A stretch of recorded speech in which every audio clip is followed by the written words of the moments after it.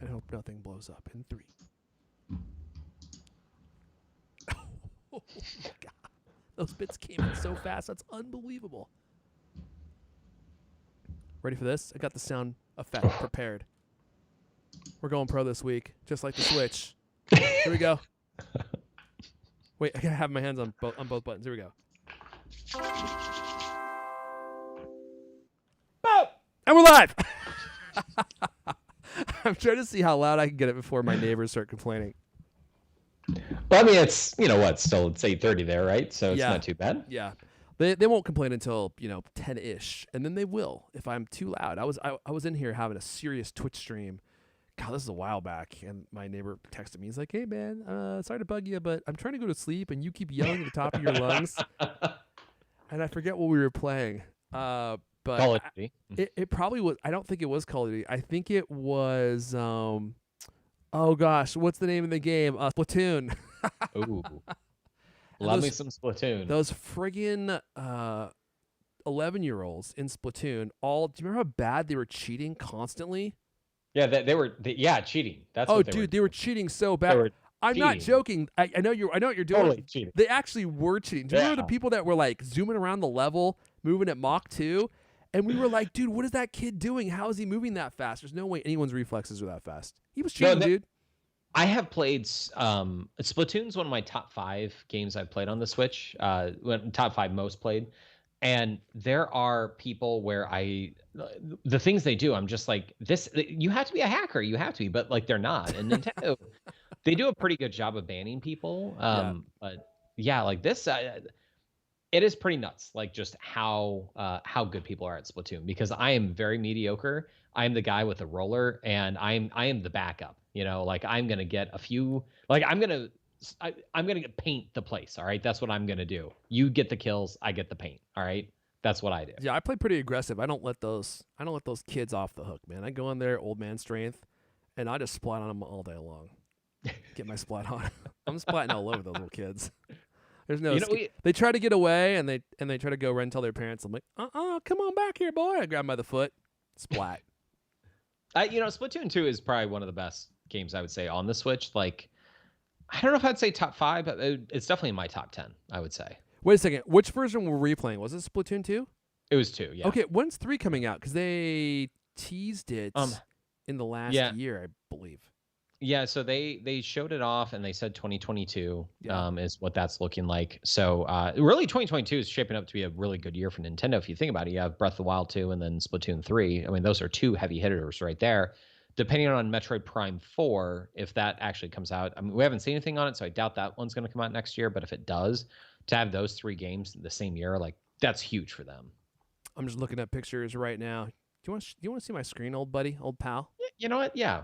Alrighty, here we go. Oh, wait a second. That didn't work. Oh, there we go. That way you can see what I'm talking about. Todd Ellis is here, splatting all over those kids. Oh, dude, they hadn't a hope. They're like, please, no, sir. And I'm just like, gotcha. I really do enjoy Splatoon's hub world. I like how you can just walk around in there if you want to and just kind of see things that are going on there. That's one of the things I really have enjoyed about that game. And I like that they kept doing updates for it too. That was something I thought that was really nice. And they would do what are called Splatfest. So it'd be once a month, essentially, where you would have a team. And it'd be something like, what's better to put on a hot dog, ketchup or mustard? And then you would pick a side, and then you would fight the other people for that weekend. It really cool, like a lot of fun. For Splatoon 1, they did a lot of Splatfest. They did a Transformers one where you could be an Autobot or a Decepticon color, which is just awesome. Like kids in the 80s, like Transformers, a lot of people's jams. That one just slightly missed me. So it wasn't like huge for me, but they did a Ninja Turtles one where it was like Leonardo versus Donatello. And then the next week is Michelangelo versus Raphael. I remember this. Did I do this with you? I think I did. Maybe you did. And then the third week they did the winner, of each 2. And that was like, oh, this is the best turtle then, And I think that is absolutely ingenious, because Splatoon is not a, it's like not a heavy shooter or anything like that where like, these people are getting killed. It's a very like family-friendly shooter essentially. And, I think that's really neat that they did stuff like that. I hope they do that with Splatoon 3. Dude, I had a lot of fun playing that game, even though it really was frustrating at times because Yeah. some of those kids are so dang good. So it just makes me mad. It boils my blood when I get splatted on by some 8-year-old and he's running away, taunting me, and he's like, "I got you, guy." He was running away, and I'm just over here grumbling. But it really was a fun game. I hope someone isolates that audio there about you and 8-year-old kids. God, you know what? Last Friday, I was talking to my friend Buster about Bill Cosby and Michael Jackson, and I said a bunch of things in that episode that really kind of came out the wrong way. And I was wearing a Michael Jackson shirt, and I was like, "Oh my gosh, people are gonna think that I'm like, some." Card carrying member of NAMBLA, Yeah, right, exactly. Wasn't that you carrying a banner at that? No, that wasn't me. Mm-hmm. My only point is, look, I don't want to get back into this. My only point is, like, I don't know if Michael Jackson was guilty or innocent. I really don't know. We've been over this. Okay, well then let's not go back into it. I really just don't know. Now, Bill Cosby seems guilty. Seems like he's guilty, but I would say, yeah. I feel very comfortable saying that he is. I know a lot of people do. And maybe he is. I just don't know. I just can't. I can see both sides of it. All right, should we start talking about the new Switch? Yes. So, dude, if you can, yeah. First things first. Let me ask you. You saw it. I messaged you. I was like, "Hey, we have something to talk about tonight." You're like, "What?" I was like, "The new Switch," and you're like, "What?" I was gobsmacked. So, I couldn't. You obviously hadn't heard about it. Like, no. So yeah, you got excited, and then you saw the trailer, and you saw the specs, and you saw all that stuff. What are your thoughts? Oh my gosh, there's a GIF. I wish I could pull it up. It's Donald Trump's face, and he goes through like 8 different emotions all in one GIF. Yeah, that one. Honestly, that series of expressions is really the series of emotions that I went through. At first, I couldn't believe it. I was so excited. And I was like, "Oh my gosh, this came out of the blue. This came out of nowhere because we talked about how it might get released in the last couple of weeks, and then it didn't. And I'd completely given up on the idea because you and I think quite rightly, presumed that it wasn't going to come out until they had a brand new Breath of the Wild release. It's going to be a tandem release. By the way, I think that's still going to happen. I think that we're still going to see the next Switch version. Now, I was watching. Do you ever watch Wolf Den on YouTube? I don't know. Bob Wolf. He looks like this guy that used to patrol the skating rink when I was like a kid. We used to go to like skate parties. He looks exactly like the guy who used to work there. He had like super long hair, but it's like, and I don't mean this to be mean, but it's just the truth. It's like kind of thin on top, so it's like a real unique look. It's right. It's like kind of thin, but it's also skullet. Really, yeah. It's a. I guess it is a skullet. It works for him, but it's the exact same look the guy at the Skate King had. So that's neither here nor there. So he was saying he's a popular channel where he talks about Switch stuff a lot, Nintendo. And he was saying, he's like, if you're expecting a new Switch after that, he's like, I'm paraphrasing, you're an idiot. This is it. There's nothing else coming after this. Is this the one you've been waiting for? I don't think that's true. I think Nintendo has another Switch. It's in the pipe, man. They're working on it. It's just they had this ready. I think the next version is the Switch Pro that we've been waiting for. It's going to be an iteration of this model that we just saw. So the long road back to your question. Sorry, go ahead. Oh, sorry. What I was going to say is this. Nintendo released a Nintendo DS, back in like, I want to say it was 05-ish, 04-ish, something like that. And then they released a revision to the DS, which was the DS Lite. Right. And the DS Lite itself is, absolutely amazing. It looked like an iPod essentially, right? Mm-hmm. It was the perfect form factor. It was, sold like gangbusters. The problem was that it was notoriously terrible when it came to piracy. You could buy one card that cost like $40, and then you could put the entire DS library on there and play it for free. Because Nintendo didn't have over-the-air updates or anything like that. Yeah. So they released the DSi. The DSi was essentially the exact same thing as the DS, but like you could download a couple of mini games with it. I don't know if the specs if there was anything slightly better with it. To be honest, I don't think that it was. Mm-hmm. But it was such a minimal step that a lot of people looked at them, they're like, who is this even for? Like this doesn't make a whole lot of sense. And it replaced the DS because it, like why wouldn't you replace it? And then it was like, well, all right, well, this is kind of unnecessary. So, people just stayed with the DS and they didn't buy the DSi. I feel like this is very similar. And then the next iteration was the 3DS, of course, right? Yep. And that was a actual step up. It was a big, beefier machine. Needed its own special cartridges.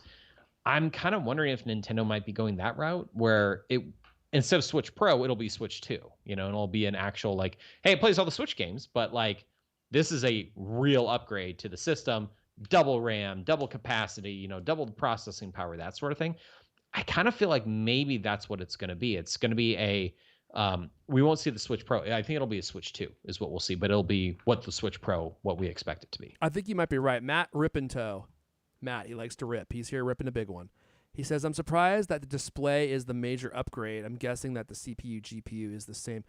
It is. It's exactly the same. It's exactly the same. Yeah. That was the surprising thing for me, too, is I was expecting kind of more of an upgrade. And maybe we can just go through the story from The Verge, and then we can talk about it, since this has most of the information, perhaps not all, but most of the information. So first things first, if you missed the news, Nintendo announced a new Nintendo Switch today. Dude, this was the stunning part to me. With Nintendo's marketing prowess, they decided to name it Nintendo Switch OLED model. Mm-hmm. That's the name they landed on for the new Nintendo Switch. So the 3DS, they had the 3DS come out, then they released the 3DS XL, which was just a bigger version of it, bigger screen, everything. Yeah. And then they released the new Nintendo 3DS. Uh-huh. So it's essentially the 3DS 1.2. Like it's not even like a 1.5. It was a minor upgrade, like a little bit better computing power, and that was it. And then you could play some virtual console games on that one that you couldn't play on the original 3DS. And then there are also like a handful of games, like 5 games that you could only play on the new Nintendo 3DS that you can play on the normal 3DS. And this isn't even that. Like, that's the thing that's funny is like the new 3DS, at least that, well, stupid name, at least that, like, all right, it's a upgrade, gonna be a little bit faster, a little bit snappier. I like that. This is only the OLED. That's all the difference is, the OLED. Like, you have OLED. There is some more. There is some more aside from 64 the OLED. gigs as opposed to 32, and then the stand. Like, and it's got Ethernet built in. So they removed. I have an Ethernet port on mine already. Like I bought. But you have the adapter. Yeah, but you had to buy the adapter for that. Ooh, right? Like, well, how much was it? Like $30? $20. $20, right? $20. Okay, that's. I mean, but still, maybe it was 30. But like, so the thing is, if you play in handheld mode, I think that this might be a worthy upgrade. If you've had your Switch since launch, you play in handheld mode a lot, this might be a worthy upgrade. If you don't, like, I would say 90% of my time is in the dock. Same here. Now, I still want this Switch. It doesn't matter if I need it. I still want it, even though I virtually never undock my Switch. I will say I considered it, but then it was like, you know what? I'm not going to be doing a whole lot of travel, anytime soon. So the thing is, because of the Switches that you and I own, we own the very first ones. The battery life on that thing is about 2.5 to 5 hours. Then they released a revision about 3 years in, that doubled the battery life. So the battery life now is about 5 to 9 hours maybe it's 5 to 8 hours for most of them. This one is actually about the same. Actually, I think this one might be 5 to 9 hours for the battery life, and it has slightly larger display. So for mine, my battery life, I probably only get maybe 2 hours out of it when it's undocked. If I'm playing, like actually playing. Yeah. Yeah. So that might be a reason, so if I'm going on a trip, if I'm going to be flying somewhere, I'm going to be on a plane for 4 hours, then like, yeah, I might consider this, if I'm going to be doing that more than once. But otherwise, like, I don't really have a whole lot of interest in this. And that's unfortunate because, I mean, I'm a huge Nintendo fan. So you're not selling me something right now. Like, you're actually telling me why I shouldn't buy it, which is sad. Yeah, unfortunately, okay, let's just go through this story. We're kind of getting ahead of ourselves here. So let's just give like baseline information about the Switch here, and then we can talk about some more of this stuff, because it is surprising that there were some omissions here. I was expecting some things that we didn't get. So just right off the top here, let me hit browser mode. Nintendo is announcing a new Switch today. I'm reading from The Verge. Unfortunately, you all know how much I despise this publication, especially now that Alex E. Heath writes for them. Nintendo is announcing a new Nintendo Switch model today with a larger 7-inch 720 OLED display. The Nintendo Switch OLED model. That's what their marketing team came up with. I'm going to keep reiterating that. That's what their marketing team came up with. While rumors had suggested the new Switch would ship with a new NVIDIA chip inside, this new OLED model is mostly just a screen upgrade. In fact, it is pretty much the same Switch with a few enhancements, and as Matt, who likes to rip them, said, with the screen as the marquee feature. Yep. Nintendo Switch lists the model as supporting only 1080p via TV mode. Now, this was the kick in the nards that really had me sad about that kick in the nards. I was expecting that we are going to get 4K. That was what I was waiting for, and sadly, no 4K support. Although Nintendo Switch 2, Nintendo Switch Pro, whatever they end up calling it, when Breath of the Wild 2 comes out, I all but assure you, using the power of my analytical mind, which all has predicted many things that have happened, that have come to fruition, I believe that is what is going to happen, because they got to do something for the next Switch, and 4K is the next step. That's going to be the marquee feature. Thanks to a new... Okay, I reread that part. The new OLED Switch will go on sale for $350, so they upped the price almost 20%. Now, Bob Wolf, a.k.a. Skate King employee, said on his video about the new Switch is he thinks that Nintendo, because they're selling so many of these, knew that they could charge more for this, and they're like, what can we do that wouldn't really cost us a whole lot of money so that we can charge more money for it? So they just tossed in an OLED display, which I wonder how much it's costing them. Maybe $20, but they're charging $30 for it, so they're probably going to make an extra $30, on this unit. I'm going to say I think that this is a very bad move on Nintendo's part. I personally speaking, because you are oversaturating the market. The DS and the Switch and the Switch Lite made sense. The Switch Lite is literally meant for handheld mode, and that's it. And I got a Switch Lite for my wife, for Animal Crossing, and I mean that's essentially all she plays on there. But it's perfect for her because, even still, she's still. I need to visit your land, dude. Your land was incredible before. Does it have like skyscrapers and stuff on it now? So she did give me her dream address, so you can go and visit her anytime you want. Man. So I do have that for you. But with that said, the Switch Lite makes sense because it's meant for only handheld mode. The Switch, it is you switch up between handheld and being at a TV. Yep. This, you look at it and you're like, wait, what's the difference between this one and the Switch? And it's like, oh, this is OLED. And for a normal consumer, right? We're not a normal consumer. A normal consumer, they're gonna be like, well, so is it better? It's a better screen. It's like, okay, well, but which one should I get? What makes this one that much better than the other? It's like, well, it only has no LED. It's like, well, that's it. That doesn't seem like a worthy enough upgrade, And if, let's say the Switches are selling for $250, and this one's $350. It's like, well, which one am I going to get? I'm probably going to get the 250. So I think it's actually a bad move on Nintendo's part. I'm not saying they're not going to sell them, because they definitely will, but it's more of are they doing the right thing for the brand that's going to move them forward? And I don't necessarily think that's the truth. So I'm looking at this matrix here of, God, they got this thing up fast. NintendoLife.com. They don't have a life. They got this up. They got this thing up already. There's like a full-on comparison matrix. This is a lot of work. Oh, this was up 2 hours after. Holy legit. Moly! Okay, so the screen on the new OLED model is 7 inches versus the 6.2 inches of the Nintendo Switch standard versus the 5.5 of the Switch Lite. So the Switch Lite, smaller screen. It looks like they all have the exact same resolution. They all use the same CPU, GPU. Now, as Aaron correctly pointed out, on the OLED model, you get 64 gigs instead of 32 gigs. I mean, is that really going to make a big difference? If you have a lot of games, not really. But it's nice for casual gamers. I mean, I'm starting to run out of space, so this would mean that I wouldn't have to carry around an SD or a micro SD card. Let's see, the same Bluetooth. Everything is the same. Yeah, the same outputs, except the Nintendo Switch Lite doesn't have output, clearly. They did say that the sound output was better on the new Nintendo Switch OLED model, and I think that's pretty much about it. I guess the one other change would be, and this isn't between the previous Switch and the OLED model. Here forth called the OM model. So I don't have to keep saying that. The Switch Lite has a 3500 or 3600 milliamp battery, and the Nintendo Switch slash OM model 4300. So it gets better battery life, I think. Yeah. It does. Oh, and Yeah, right it there does. too, like it says like 4.5 to 9. Yeah. And previously, you can see that they were the ones that we Right. have were way less. Right.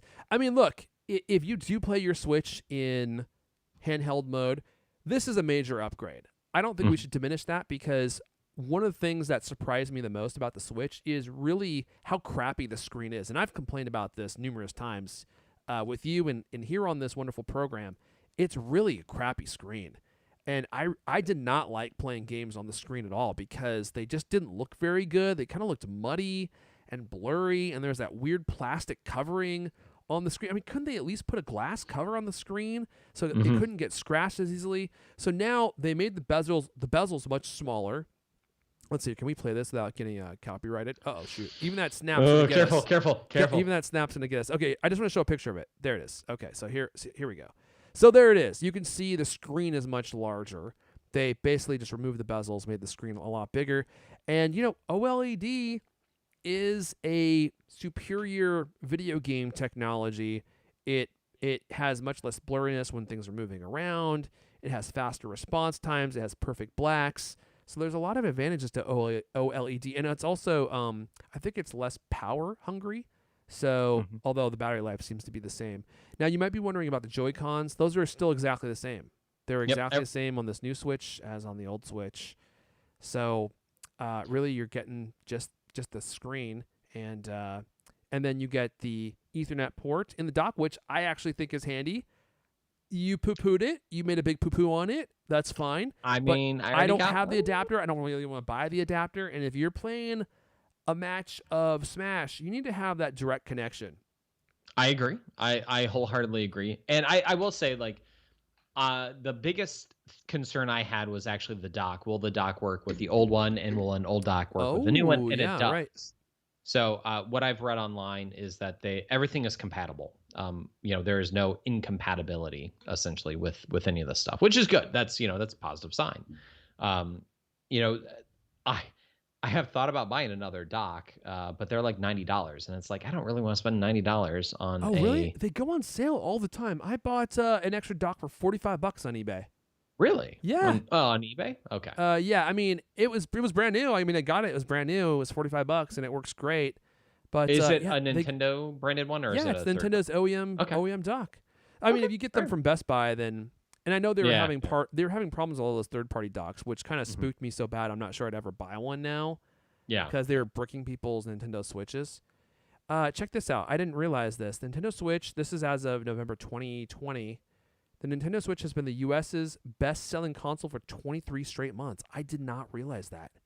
Yeah, I believe it actually is still the best-selling, like, even more than PlayStation 5?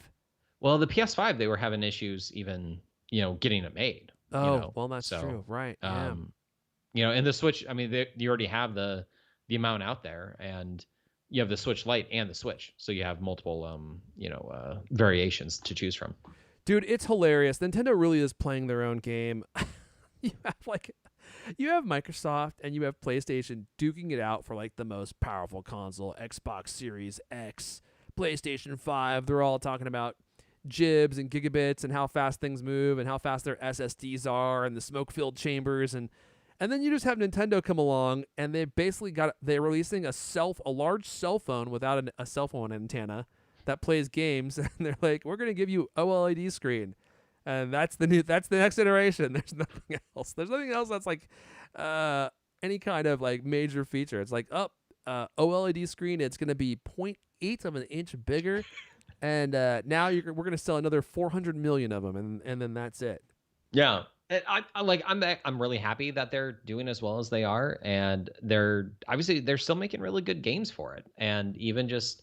I was talking with a buddy of mine, Joe. He was like, I'm thinking about getting a Switch, and I was like, really? He's like, yeah, like, I like the idea of just kind of sitting around and like I could watch a show and play the game, and I can't do that with my Xbox. And I was like, well, I can give you some good ideas of games to get, and like games I think that you would enjoy and games I've really enjoyed. And then I started going through. I was like, wow, I list off 10 games here that I think that he would enjoy and that I really enjoyed for the system. And he went out, bought one, and he bought a couple games for it. And he's like, oh yeah, this is pretty neat. And that's somebody that hasn't owned a Nintendo console, I think, since Nintendo 64. So that's going man, way back. What's he been playing? He's like such a lone wolf. I remember when we used to play Call of Duty with him, and then he just kind of disappeared. He would just go play all of his own games. He didn't want to play with us anymore. I know. I mean, he's still on playing Xbox, but Yes. yeah. But I mean, he got a Switch. He's been playing Mario Kart, so that's been yeah. his game of choice. So yeah. I mean that is a great game. All right, let's see here. More comments from Matt. He's ready to rip it. Here he comes. My wife has a Switch Lite that she plays much more than I play my LCD model. They should upgrade the Lite to OLED and upgrade the standard model to 4K. Yeah, that's I would actually agree not with a that. bad idea. Yeah. I mean, especially upgrading the Lite to OLED would make a lot of sense. Of course, it's the cheaper model, so they're hoping that you're willing to pay for a larger. I mean, the thing is like the reason they probably will never do that is because in order to get you into that premium price, they have to give you something other than just OLED. They have to make the screen bigger because everyone wants bigger screens. They're willing to pay more money for them. And then he says, oh, yes, 4K to the standard edition. So now back to Bob Wolf. He says that no new Switch is incoming in the next year or two. Thoughts on that? I don't believe that is possible. I think that Nintendo is going to have to put 4K into whatever is next. I think it's going to be, I think you'll see the Switch 2. They might call it the Switch Pro. They might call it something else. Hopefully they don't call it the Switch U. But they'll call it something. And my anticipation is this. I think it'll be like the upgrade from the DS to the 3DS. It's not going to be like the DS to the DSi. I think this is the OLED model is the DS to the DSi upgrade. And I think that the Switch Pro, the Switch 2, whatever we want to call it, probably 2 years, I would guess. Like I would think that we're probably going to see that 2023. That's probably what I'm thinking now for it. Okay, I hope you're not right because that's a long ways off. And, I know, and I mean I'm expecting Breath of the Wild to be out next year, and it will be. I think. Yeah, and if it is, will they really release another new Switch after they release this one in a year? That doesn't make any sense. Well, here's what I think will happen. They'll release a special edition Zelda Switch. Because they've done that. There's like a Fortnite Switch. They did a Pokemon one. They did a Mario Switch, so they've released special edition Switches. Anything Zelda sells very well. People who are Zelda fans, obviously myself included, buy Zelda stuff. That's what we do. We buy a lot of different Zelda stuff. So they will probably sell really well. And my guess is this. This is, I don't want to say it's a special edition Switch because it isn't really, but we will probably see a special edition Switch for Zelda Breath of the Wild. And then probably the next year, that's when we'd see the Switch 2. That's what I'm kind of thinking now. All right, let's see here. I'm reading just some Nintendo Life comments, and there are some interesting points about OLED that I have actually thought about in regards to the OLED televisions that now I'm a little more tepid on this new Switch. And that is this. I mean, one, OLED is not exactly known for getting very bright. LCDs usually get a lot brighter than OLED because OLED usually have brightness limiters involved in technology so that they don't burn colors into the screen, which is what happens when things get too bright for too long. I bet you that's going to be disappointing, the brightness. And if you use this outside, you actually might be better off with the LCD version of the Switch as opposed to the OLED version. I'm looking at a website now trying to figure out if there's a peak brightness listed. I don't see one. In order for you to be able to see this, without straining to cover it with your hand or something, it would need to be about 1,000 nits. And I don't think it's going to be 1,000 nits. Now, the other problem with OLED that you may not have heard is crushing blacks. And this is actually something that I dislike about OLED so much that it has turned me off of actually buying an OLED TV at least up until this point. And what I mean by crushing blacks is shadow detail.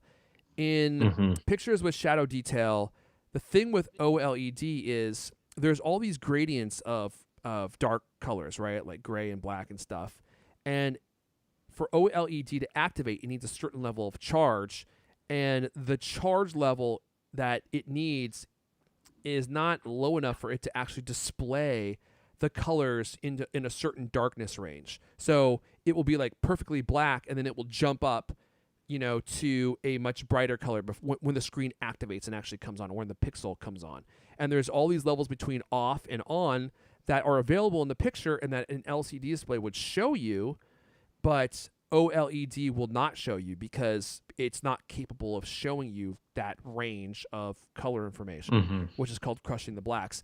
Dude, and once you know that, it is really noticeable. Like if you go to like Best Buy and look at LCD versus OLED next to each other, you can see the difference in black loss. Like yes, OLEDs are perfect black, but they also can't display things that are dark that have detail in them. Oftentimes, they just are black. So you lose that as well. And I'm thinking about playing Breath of the Wild on an OLED display. Now, they're not going to be putting the best OLED display in here. It's not like they're going to be putting an LG panel. Actually, maybe they are, but I doubt it. They're going to be putting they're going to be putting some medium grade OLED panel in there. It's not going to be the best of the best. So you're going to be losing detail on the low end, and you're going to lose a huge amount of detail in the specular highlights, the brightness that really brings fire and brightness details to life. And there's a lot of that kind of stuff in games that you're kind of lose, and that's actually kind of a bummer. Yeah, and I think too, like the handheld mode, when I would use it, it was a nice way that I could continue gaming. It was not a primary gaming for me. Everybody's different, right? But for me, I want to game at the TV. I have a 75-inch TV. I want to use it. I mean, that's I want to see Mario Kart on there.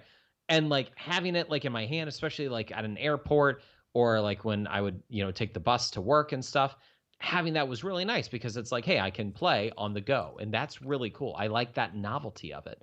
But I think the more important thing is this. That should not be the I don't want to say deciding factor, but it should be a like, we have the ability to do this. We hope you like it. As opposed to a like, this is the big feature.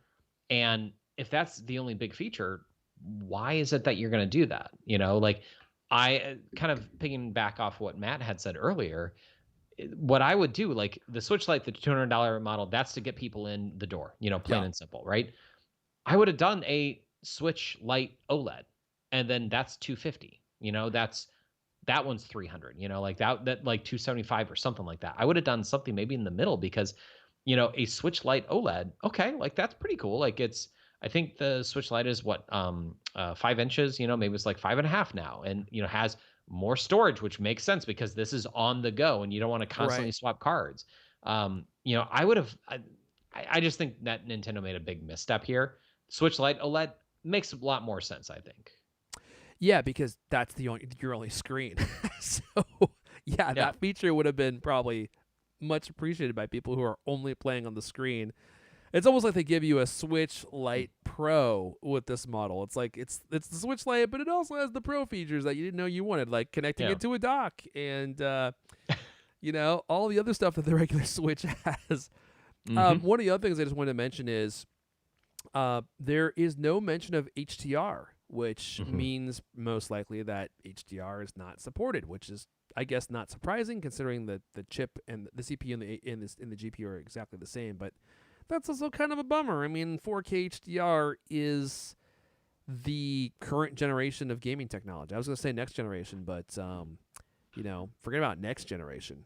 It's here now, and Nintendo Switch they had an opportunity to support it, but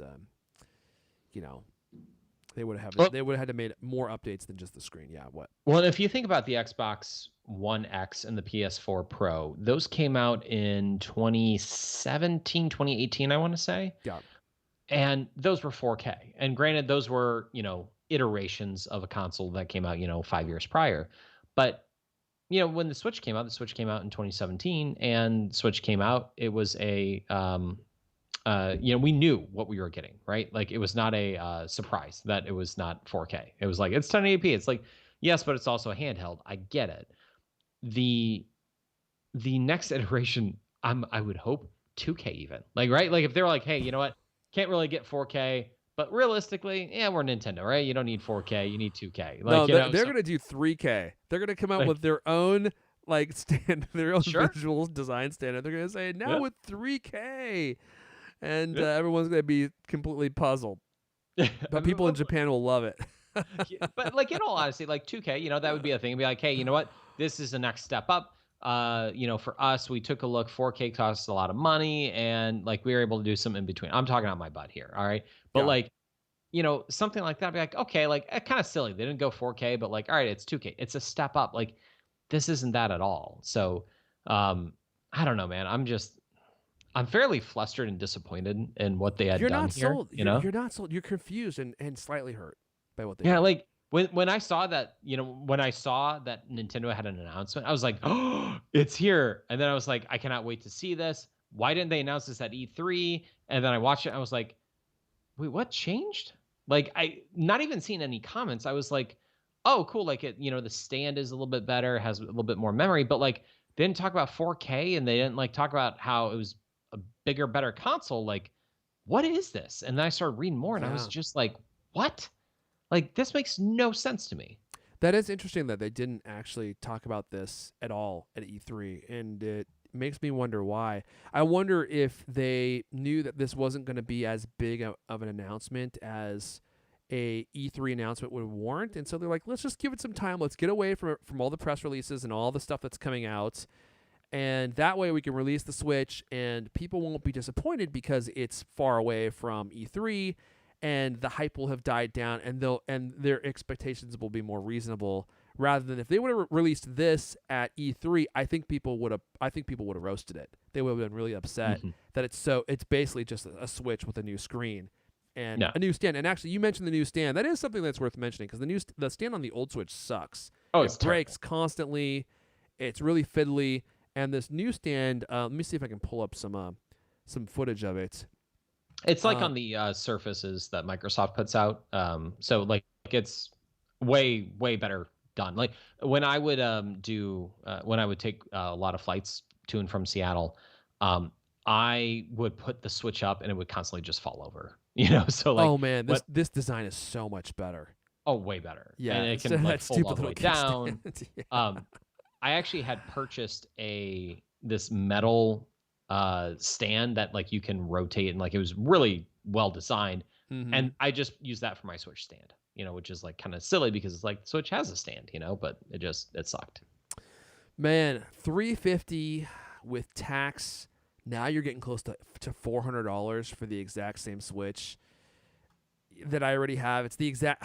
Yeah, I think I might be. I might be off the train too. The hype train was fun, but I'm watching it chug off into the distance, and I think I might be off.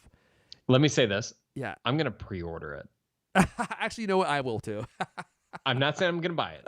I'm not I will committing. pre-order it because it will sell out. It like that's the thing. Like you'll Yeah. have scalpers and the resellers and they will try to, you know, get what they can out of it. So Oh yeah. like Oh, I yeah. will have it ready to go just in case, you know, I may want it, may not, you know, we'll see. I mean, there are some nice improvements here, but as you so eloquently pointed out, a lot of these improvements don't apply really to people who, well, they don't apply almost at all if you don't take your Switch with you a lot of places. If you're going to have it in the dock like I always do, then the only benefit to this new update is literally going to be the Ethernet port. And how much of a difference does that really make in your life unless you're playing a game that's a shooter that is really reliant on, you know, the fastest connection possible. Mhm. So for me, I mean, if it's $350, if I could get it without tax, then maybe. But with tax, now you're way too close to $400 at $400 for a console. Now that's real money for a console, and it's the exact Yeah. same console that I already own, you know, except for one major improvement. So yeah, I'm a little less enthusiastic about throwing my money away on that now. Brad Moss has something to say. Brad Moss. Oh, Brad Moss. Airfon, don't you need this to play the Adventure Pals and OLED? Oh, dude, I have been playing the Adventure Pals, and Now- it's a fun game. Yeah. Is Brad the one that made the game? Yeah. Brad, was that you that made that game? Was that you, Brad? Because I do have it on my wish list. With a plan to eventually buy it Uh, when it goes down in price. But yeah. Let's see here. yeah. Adventure Pals. Oh, you know that I have it. Okay, it wasn't you. Mm. Okay, so funny enough, the Adventure Pals. Let's bring this up. The reason I was confused, Brad, is because let's see here. The developer, who I believe his name is Daniel, and let me put it in browser mode. He made this really fun game. He first of all, he owns he either owns or works for a really great studio called Massive Monster, and they make this fun game called Adventure Pals, which is on the Switch. And he just gave me the game. He reached out to me one day. He's like, "Hey, do you want to try this?" And I was like, "Sure." So I downloaded it, and dude, it's a lot of fun. It's super. First of all, it's totally insane. You are a kid with a pet giraffe that is running around trying to collect jewels to save your dad, who's been turned into a hot dog. Okay, so clearly, Massive Monster staff has been doing their fair share of peyote, Mm-hmm. but the gameplay is really fun. I think it's a platformer, and the graphics are beautiful. The art style is really fun, and the game is well made. And yeah, I've been playing it. My girls love it too. They love watching me play the giraffe game. But I was like, wait a second. I thought the guy who gave it to me, his name was Daniel. So that's why you confused me. Yeah, go ahead. I was going to say, first of all, Daniel, feel free to send me a free copy too. But two, this kind of reminded me a little bit of Yoshi's Crafted World on the Switch. And I played that. My boys watch me and my wife play it together.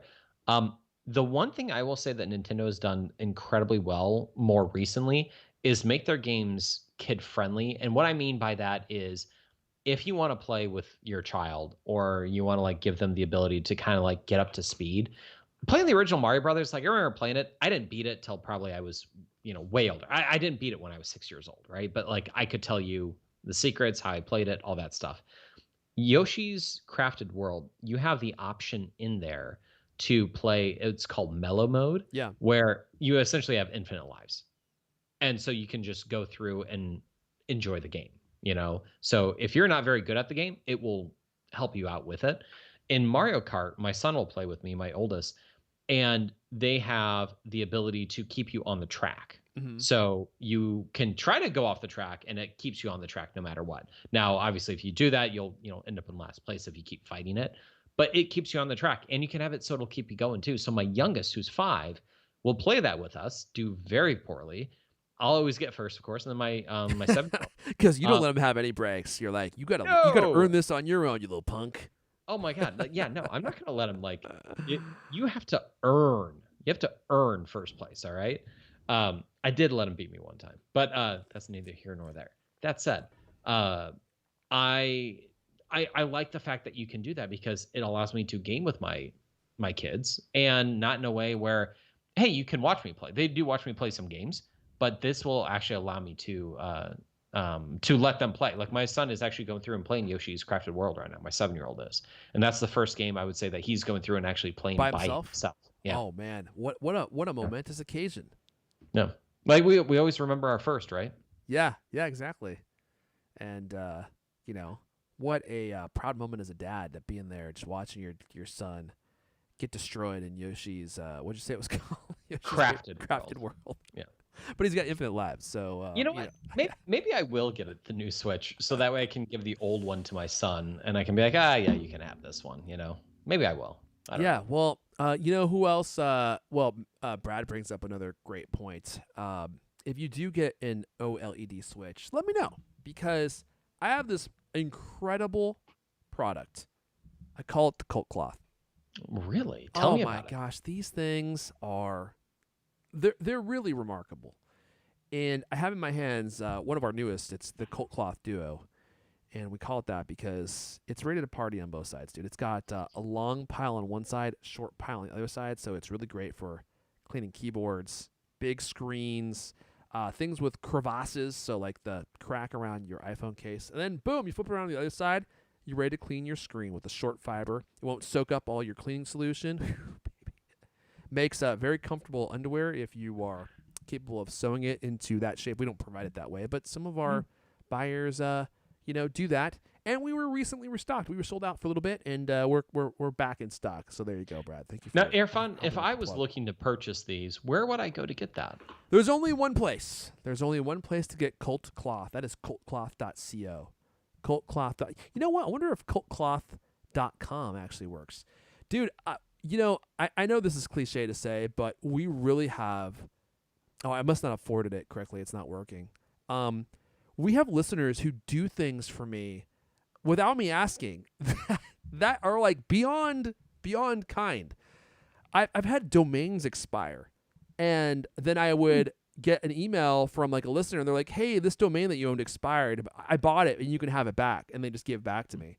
One guy bought the cultcloth.com domain. It wasn't available when I was trying to buy it, but it then became available, and he bought it, and then he just gave it to me. And I hope that Daniel doesn't mind me sharing this story. The developer of Adventure Pals, but I'm plugging his game, so I'm going to tell this story too, just to give him some extra praise. So he was like, "Hey, you want to try this game?" And I was like, "Yeah, sure." And I was playing it. I was like, "Oh yeah, dude, this game is fun. I'm really enjoying it." He's like, "Oh, and I have an Airbnb. I'm not going to say where it is, but it's in a popular location that you would know." And he's like, "If you're interested, I would let you just stay there. Just let me know." And I was like, "Okay." So I went and I checked it out. He gave me the Airbnb listing, and I went and checked it out. And I was like, "Dude, this place is nice. It's like one of the nicest Airbnbs that I've seen. It's not like a mansion or anything, but it's in a national park, and it's a beautiful house with like a pool and all these amenities." And he's like, "Yeah, dude, if you ever come, just let me know. I'll let you stay there for free." I was like, "Jeez, dude." I have that kind of thing. Now, it doesn't happen all the time. But it does happen occasionally. People just offer me things like that, and I'm just like, I'm grateful, and I'm also just surprised that people are so generous with their stuff. But I guess you get to feel like you're friends with the people you listen to in podcasts. I mean, like, I would have done anything for Jeff Kanata. Anything. I would have rubbed his shoulders after a hard day. I would have made love to him. I would have made him a sandwich. I did make him sandwiches. Remember that story? But are you a selfish lover? Well, I mean, I expect it to be reciprocal, if that's what you're asking. Okay. All right. Just wanted to know. And Dan, don't even get me started on what I would have done for Dan Trachtenberg. I can only imagine. Even more. Podcasts are really a kind of a magical medium, because you really do feel like you get to know people because you spend so much time just listening to them talk, I guess. And I feel the same way. I mean, like I it's weird having our own show, because you and I we're so into the Totally Rad show. And we just loved those guys so much. We just loved listening to them talk about things and hang out and talk about movies and video games and whatever. And it was so sad when they ended their show. And now here we are doing our own podcast, and we haven't been doing it very long together. I mean, we're up to 60 episodes. Can you believe that? This is episode. Well, you haven't been in all of them. I was gonna say, yeah. I haven't been in all of these, because I want to say January, right, was when we started doing it. God, was it January? I don't even know. And we're starting small. Like, we don't have a ton of people that are supporting, and a ton of people listening, and a ton of people watching. But we have people who are dedicated. Like, you guys are always here, which I really love and I really appreciate. And it's fun hanging out and just talking about random stuff. And we are building into something else. I really think that there is a great potential here to launch into other things. And what I always have to remind myself is, because like Cultcast is big, right? And we have way more listeners than like you and I have. But there are some YouTube channels. Great example. There's a guy who I listen to called Epos Vox on YouTube. I've been listening to this guy forever, and he does like really nerdy, super in-depth tech reviews. Just check out his channel. It's really good. And I've been watching him forever. Like, I don't even think he had pubes when I started watching him. I don't know if he has pubes now, but that's a choice, right? And don't ask me how I know. And he was broadcasting from like his parents' garage and like an apartment, and his place is always like super cluttered and like covered with garbage and stuff. And he just did a new video talking about his new studio and going through all the stuff that he has for his new studio. And I was like, I was like, man, I feel so proud that I was there from the start. And his thing has grown into something. Like, it was really kind of, it was simple and very rudimentary when he started, and it's grown into like this like polished production. He's doing like all this cool stuff, and he just bought a house with his YouTube money, which is amazing. And now he has a kid that sometimes he does YouTube videos with because he doesn't have anyone to watch his kid, so he just brings his kid into the video. Which I'm like, dude, hats off to that guy. Like, you are doing what needs to be done to get to where you want to go. I have nothing but respect for that. Like, you're so dedicated that if you don't have a babysitter, you just bring your kid into the video with you. That no one else is doing that, man. That is cool. And I know what it's like to have kids who you gotta attend to, and there's just no choice. So anyway, all that to say, like, his thing was really small and it grew into something else. And like, you start small, it feels small, it stays small for a long time, and then all of a sudden it turns into something different. Like, you reach this threshold where it turns into something else. And then people were like, oh man, how have I not heard about you before? You know, you've been doing this for so long and no one was there except for like a dedicated small group. And then all of a sudden it starts to grow organically. It's a cool thing. Yeah, absolutely. Sorry, that's a total tangent. No, it's good though. It's totally good. I agree. Like, you kind of grow up in a way with some of the folks, that you watch, and you get to see them grow, evolve, and turn into whatever it is that they become. And sometimes when you see them go away, it's very sad. At the same time, you're glad that it stayed around for as long as it did. I think TRS, when we were watching it, was like maybe 5 years or so. Yeah. And I felt like it could have gone for way longer. I feel like that's a show that could have kept going. And there are other shows though that you watch where you go like, you know what, you guys kind of jumped the shark, and like, or even podcasts where you're like, I kind of stopped listening, like I just didn't care. This Week in Tech, I listened to religiously. Really?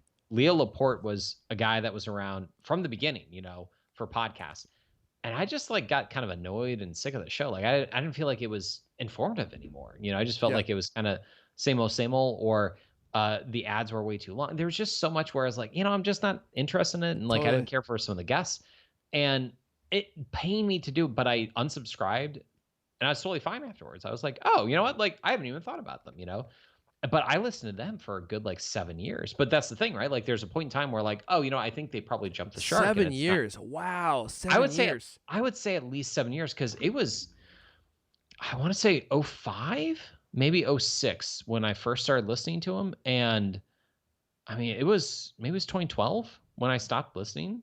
It was around the time I got married, and I was just like, I'm not really interested anymore. Dude, so. And I hear stories like that too. People get annoyed with something that we're doing, or they decide that they don't like one of our personalities, or we bring on someone new and they just get annoyed and they leave. And that's always sad. And I get emails like that sometimes of people who are leaving, and I'm like, well, best of luck. I hope you find something else that you like. But it's funny because you can make small changes and people will get so annoyed that they'll leave. And I was actually just looking at our reviews the other day, which I never talk about. And thankfully we have mostly good reviews. Like, we have like a 4.6 rating out of 5 on iTunes. By the way, if you listen to this and you haven't reviewed the cast, please go in there, leave us a 6-star review. If that doesn't work, let's do 5 stars. We need all the help we can get. And I just wanted to, just before we wrap up here, I wanted to read 2 reviews that I saw. And these people left us bad reviews, and I was like, dude, this is exactly what I mean. And actually, hold on, let me fix the camera here. It's a little bit dark in here.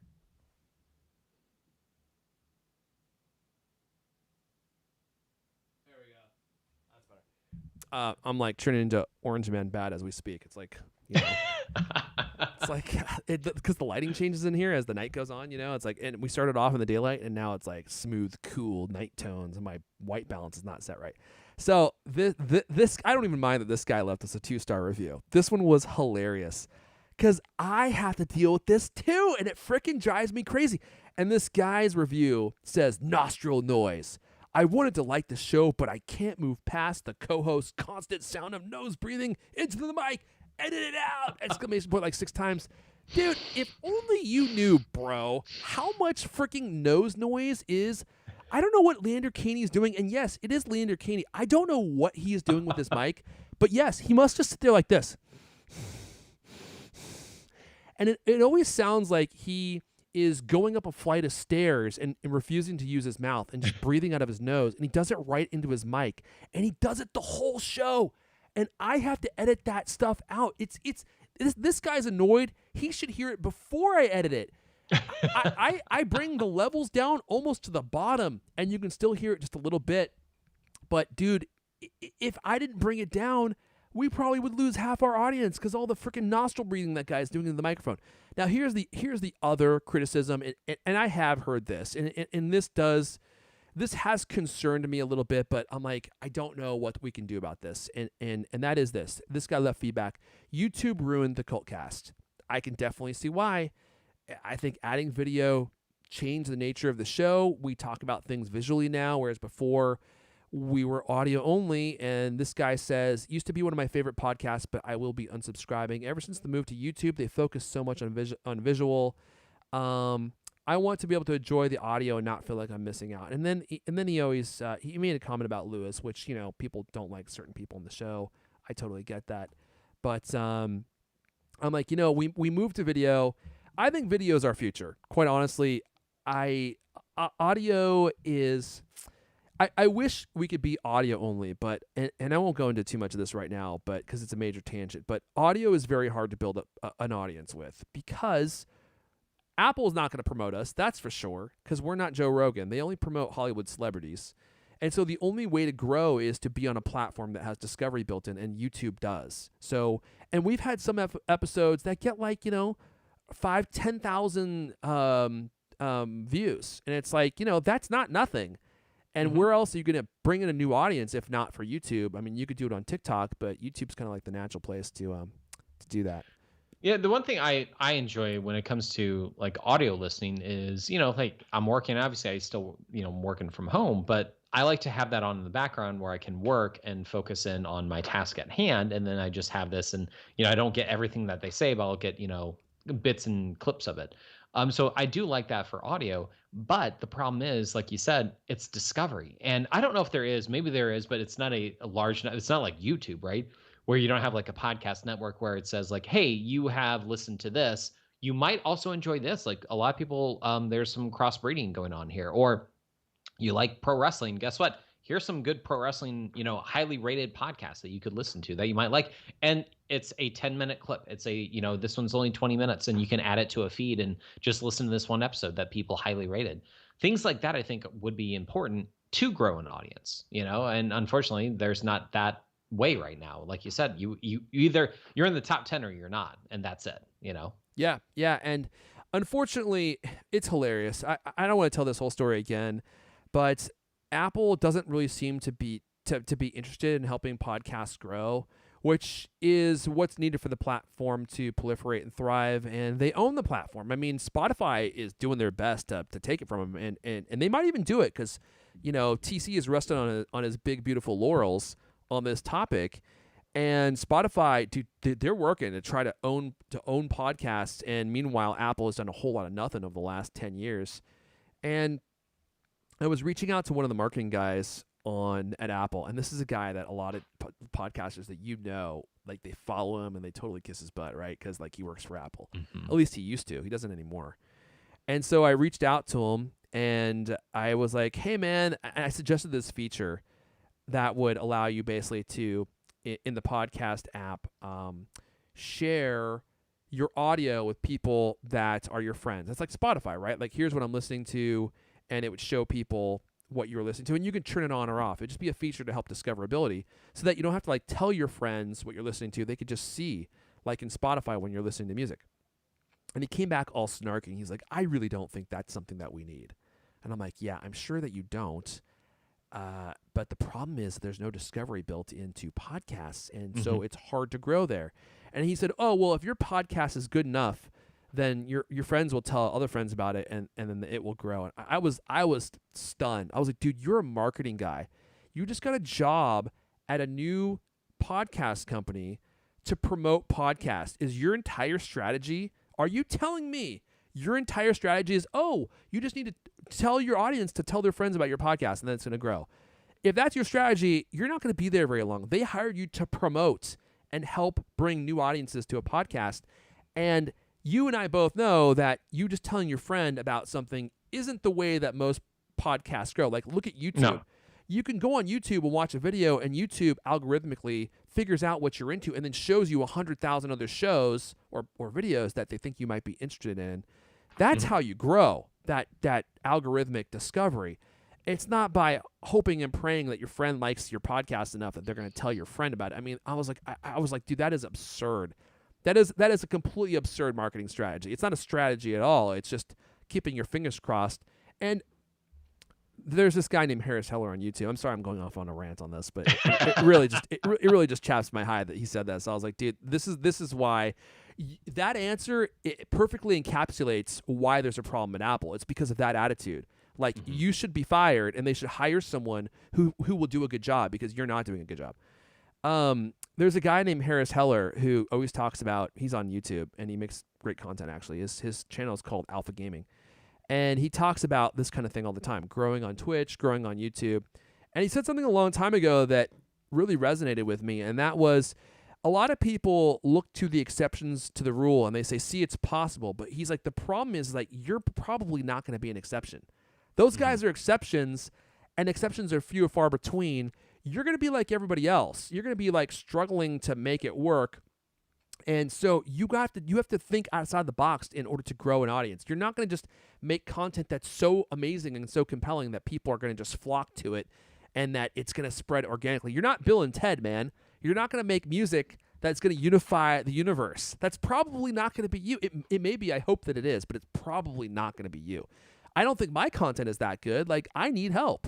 And so you need to be on platforms that have discovery built in, and YouTube does, and TikTok. Oh my gosh. Don't even get me started on the talk. Sorry. Well, a couple quick things here. One, Brad had a question. Yeah. Which was, he wanted to know if there is a Cultcast off-topic feed. Not yet. Although probably what I'm going to do is, so just giving you guys a little bit of future vision, right? So we're going to be making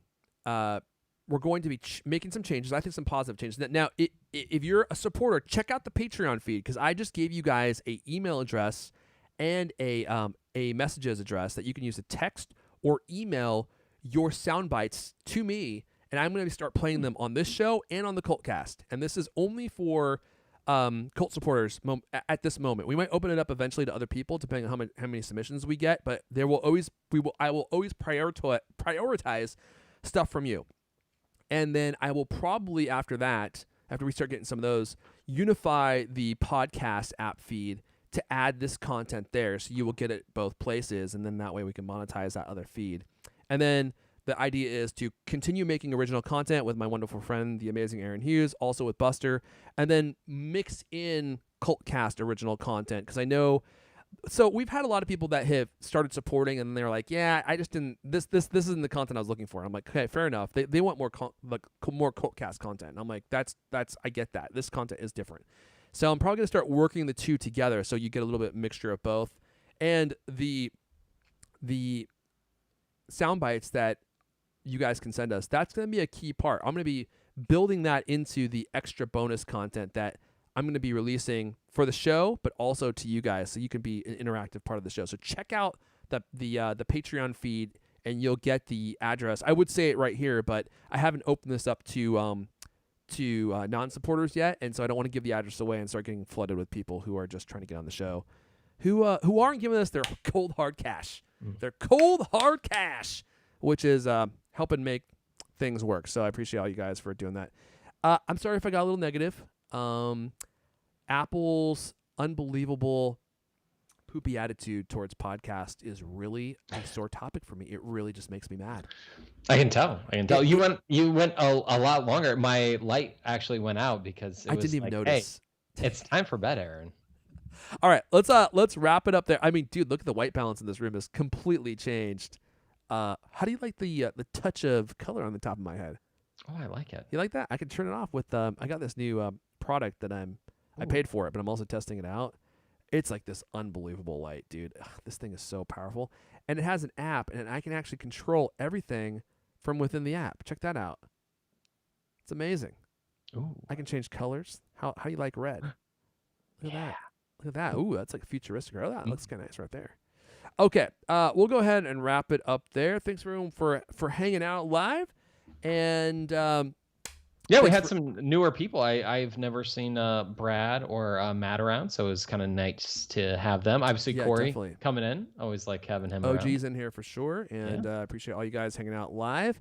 We will be back again on Friday with the delicious Buster. Hey, what are we going to talk about? I have no idea because like usually Buster and I have absolutely nothing that we have planned. We just get together and then we just talk and we just see where it goes. And usually that's pretty fun. So we're gonna go ahead and wrap it up there. My mouse cursor is hovering above the end stream button as we speak. I'm about to press the button. Hope you guys all have a great evening. Thanks to the amazing Aaron Hughes for joining me yet again, and for the wonderful banter. And we will see you guys next time.